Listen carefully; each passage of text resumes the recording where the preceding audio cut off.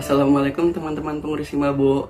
Kami dari Divisi Kesekretariatan ingin melaksanakan kegiatan kerja kerohanian yang akan dibawakan langsung oleh teman kita dari LDK Foskomi, yaitu Riyad, yang bertemakan puasa di bulan Ramadan. Ya, langsung aja teman-teman kita simak video berikut ini. Bismillahirrahmanirrahim. Assalamualaikum sobat Himabo. Kenalin, gue Riyad. Di sini gue berbicara bukan untuk menggurui atau mengajari kalian, tapi gue berbicara lebih untuk mengajak sebuah diskusi, sebuah pemikiran. Nah, tapi apa yang mau kita omongin teman-teman? Pemikiran apa yang mau kita bawa? Yang pertama, pertanyaannya itu, kenapa kita harus puasa? Soalnya kan kalau misalnya larangan apa aja di bulan puasa itu kan kita pasti udah tahu semua. Kita nggak boleh makan, nggak boleh minum.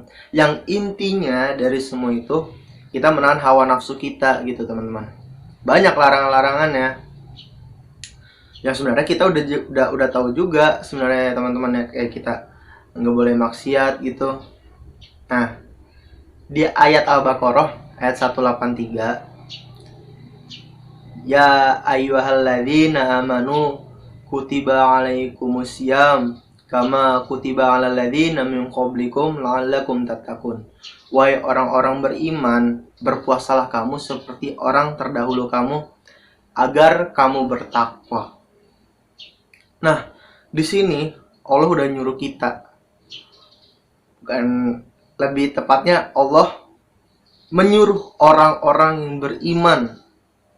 Nah, jadi kalau misalnya teman-teman, wah, saya ini beriman gitu loh. Berpuasalah teman-teman. Karena ya berpuasa itu hanya untuk orang-orang beriman. Yang ya bukan hanya untuk orang-orang beriman sih, teman-teman. Tapi lebih tepatnya, kenapa kamu berpuasa? Agar kamu dicap sebagai orang beriman gitu, teman-teman. Nah, untuk apa? Untuk apa lagi teman-teman kita untuk menjadi orang beriman itu, kenapa kita harus berpuasa gitu, teman-teman?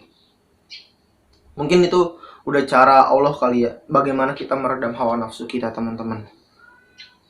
Karena inti dari iman itu apa kan? Inti dari iman itu kan kita yakin gitu, teman-teman. Tapi kadang-kadang keimanan kita itu goyah, teman-teman. Karena apa?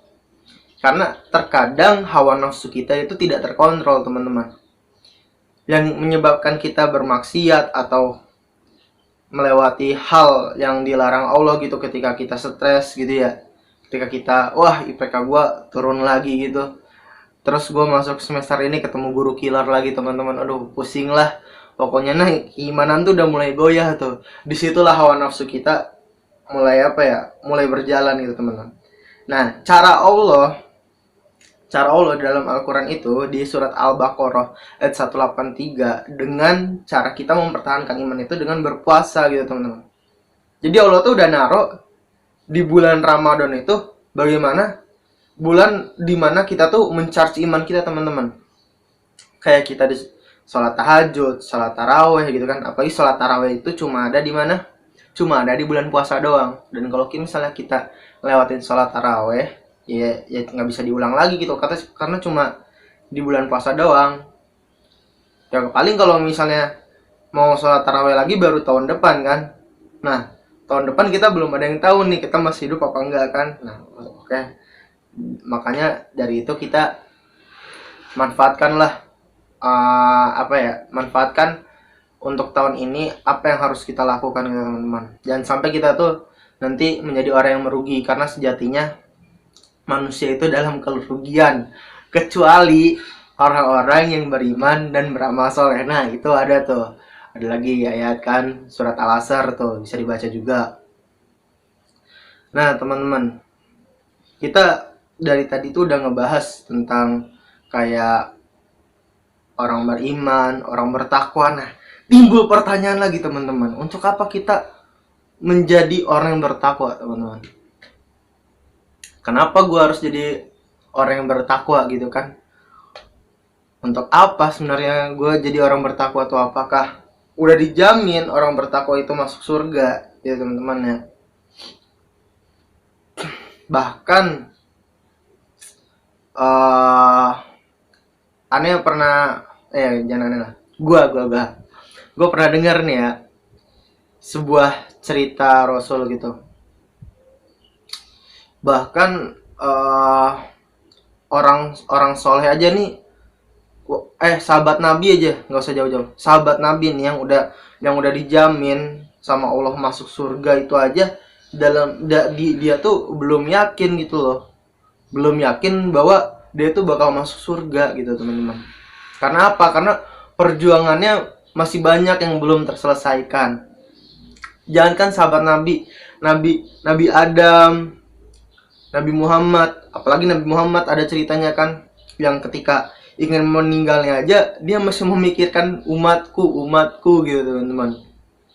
Nah, mereka aja masih bimbang gitu, karena masih ada tugas-tugas mereka yang di dunia ini yang mereka ingin selesaikan gitu teman-teman. Apalagi Nabi Muhammad memikirkan umatnya sampai sekarang gitu teman-teman.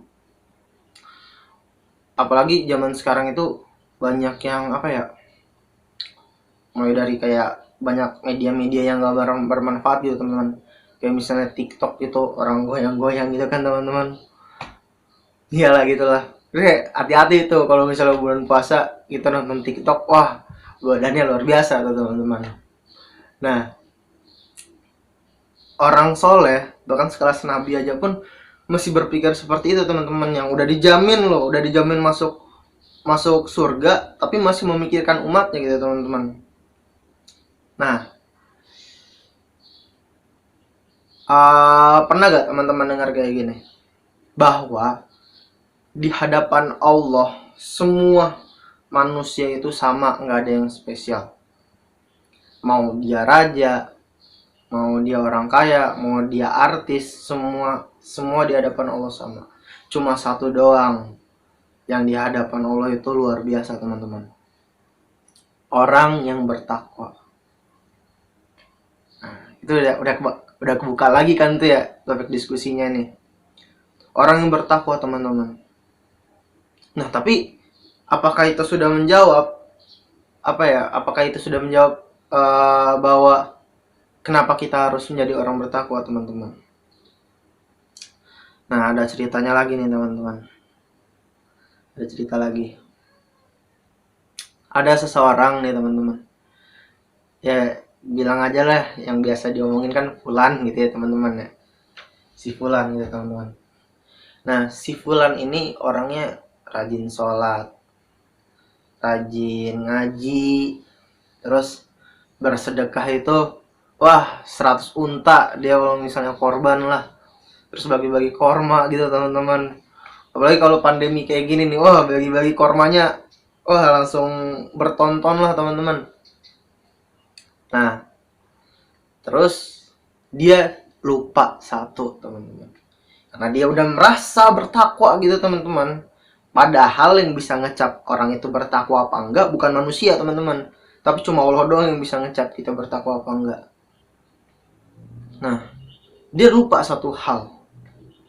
Dia rajin ngaji, rajin sholat, tahajudnya bagus gitu kan, tahajudnya rajin lah, tahajudnya rajin. Dia lupa satu hal, dia nggak berbakti sama orang tuanya, karena dia saking cintanya sama istrinya teman. Dia saking cintanya sama istrinya nih, dia lupa sama orang tuanya. Karena cerita-cerita yang itu terus tuh, ketika kita nih misalnya teman-teman Himabon yang cowok nih ya nontonnya, kita ketika kita udah punya istri, kadang-kadang orang tua kita tuh kita lupa, ya gak, ya kan. Nah, di cerita Fulan ini, si Fulan itu sudah mempunyai istri, sudah mempunyai anak, tapi dia lupa dengan kedua orang tuanya, yang kedua orang tuanya itu tinggal semata wayang, tidak ada siapa-siapa. Terus orang tuanya itu nggak dikasih apa ya, ibaratnya buat nih bu titipan buat beli sayur, buat beli makanan gitu ya teman-temannya, sama sekali nggak dikasih nih sama si Fulan nih teman-teman. Nah, terus pada akhir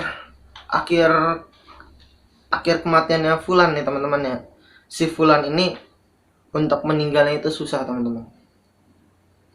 untuk meninggalnya susah teman-teman. Dia sakaratul maut tuh masih ketahan aja, jadi rohnya itu nggak keluar dari raganya teman-teman. Lalu orang-orang di situ kan pada kebingungan ya. Orang-orang di situ pada kebingungan. Lalu jalan satu-satunya apa teman-teman? Mereka memanggil Nabi Muhammad pada zaman itu. Mereka memanggil Nabi Muhammad, terus mereka bertanya kepada Nabi Muhammad, ya Muhammad, kenapa si Fulan ini nggak bisa lewat? Kenapa si Fulan ini masih ketahan terus? Oh, kata Nabi Muhammad, coba tanya kerabatnya, apa dia punya masalah sama kerabatnya?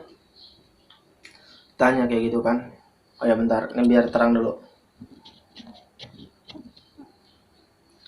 Tanya sama kerabatnya kan ya.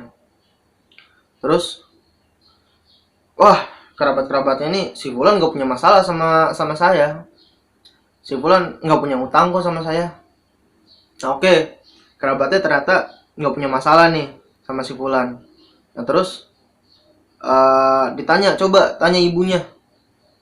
Ibunya punya dendam gak sama si Fulan nih? Ini bukan dendam sih ya, lebih tepatnya apa kesel gak nih sama si Fulan nih? Terus yang bingungnya itu ibunya mana gitu kan ya? Ya cepet langsung panggil gitu kata Nabi. Terus wah, ternyata si Fulan ini dia punya masalah sama ibunya. Ibunya itu kesel sama si Fulan. Karena saya yang udah ngelahirin kamu tapi kamu lebih milih istri kamu gitu loh. Ya nggak apa-apa sih milih istri kamu, tapi setidaknya jangan lupakan orang tua kamu gitu. Nah, terus setelah itu ibunya tetap nih nggak mau teman-teman, nggak mau dibawa ke rumahnya Fulan. Kata Nabi Muhammad, ya udah bakar aja itu Fulan, kesian dia, nggak mau lewat-lewat gitu teman-teman. Rohnya itu nggak bisa lepas dari raganya teman-teman. Nah, ketika Nabi Muhammad bilang dibakar aja, ibunya langsung nangis kan. Enggak tega dong.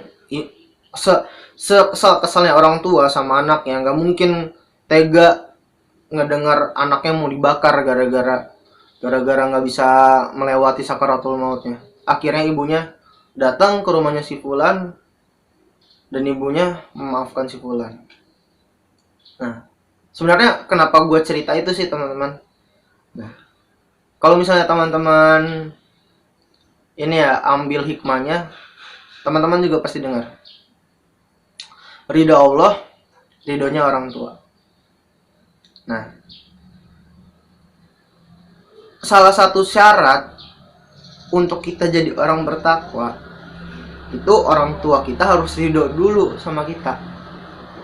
Percuma gimana bisa orang itu bertakwa kalau misalnya sama orang tuanya sendiri aja nggak baik gitu teman-teman hubungannya. Ridho wallahi fi ridho walidain. Jadi ridhonya Allah itu ridhonya orang tua. Nah, itu semua mungkin gambarannya udah bisa dilihat ya sama teman-teman Himabo gitu ya. Kenapa gue bercerita kayak gini nih, kenapa kita harus jadi syarat kita jadi orang bertakwa gitu teman-teman. Kenapa kita harus diridhai oleh Allah gitu teman-teman. Karena yang jadi pertanyaan kita itu, apakah kita nanti matinya itu dalam keadaan Islam gitu teman-teman, dalam keadaan gampang gitu sakaratul mautnya teman-teman. Apakah nanti mungkin dari teman-teman Himabo ada ceritanya mungkin kayak si Fulan gitu kan, sakaratul mautnya susah lah ya, jangan sampai ya teman-teman ya. Oke, nah di bulan puasa ini teman-teman yang punya masalah sama orang tuanya bisa langsung minta maaf, diambil dari ceritanya si Fulan ini teman-teman. Dan sebenarnya ya salah satu alasan kita harus berpuasa yang tadi di surat Al-Baqarah ayat 183, untuk jadi orang bertakwa, untuk syarat kita jadi orang beriman. Terus salah satunya kenapa kita harus bertakwa ya tadi itu, apakah Apakah lu yakin nih nanti mati lu gampang gitu ya? Ya kita aja udah ngelakuin kayak si Fulan aja nih, udah ngaji, udah rajin sedekah, bahkan jual kok apa tuh, ngasih korma bertonton sama penduduk Mekah. Ya belum pasti gitu ya. Matinya gampang gitu. Bukan matinya, meninggalnya gampang. Meninggalnya gampang aja belum pasti teman-teman. Nah, mungkin itu karena ini durasinya udah kepanjangan ya teman-teman ya, udah 15 menit juga. Mungkin itu udah bisa jadi gambaran teman-teman gitu. Udah sedikit menjawab pertanyaan teman-teman gitu ya, kenapa kita harus berpuasa, bukan hanya sekedar, mungkin teman-teman ada nih yang belum cukup hanya sekedar baca ayat gitu teman-teman, atau butuh penjelasan. Nah mungkin bisa menjawab, atau nanti kita bisa diskusiin bareng-bareng lagi itu teman-teman. Teman-teman jangan lupa subscribe channel YouTube-nya Himabo, dan jangan lupa juga subscribe channel YouTube-nya LDK Foskomi ya teman-teman ya. Boleh. Terus jangan lupa follow Instagramnya Himabo, jangan lupa follow Instagramnya LDK Foskomi juga. Udah gitu teman-teman, dari gua kurang lebihnya mohon maaf karena gua hanya seorang pelajar dan gua bukan ustadz teman-teman. Gua hanya seorang pelajar yang di video ini kita hanya mengajak sebuah pemikiran diskusi teman-teman. Kalau misalnya ada salah kata mohon maaf, mungkin bisa dibetulin nih di komen-komen ya teman-teman ya, bisa dibetulin. Misalnya wah si Riyad salah nih hadisnya, si Riyad salah nih apa tuh ayatnya, bacanya salah tadi, itu bisa dibenerin, yang bener yang mana gitu kan. Karena gue hanya seorang manusia yang tidak luput dari kesalahan. Kurang lebihnya mohon maaf. Wabillahi taufiq wal hidayah. Wassalamualaikum warahmatullahi wabarakatuh. Iya teman-teman, itulah tadi video sharing dari teman kita Riyad. Semoga setelah menonton video tersebut kita dapat meningkatkan ketakwaan kita kepada Allah Subhanahu wa taala dan juga menjadi pribadi yang lebih baik lagi ke depannya. Demikianlah kegiatan kerja kerohanian dari Divisi Kesekretariatan. Kurang lebihnya mohon maaf. Wassalamualaikum warahmatullahi wabarakatuh.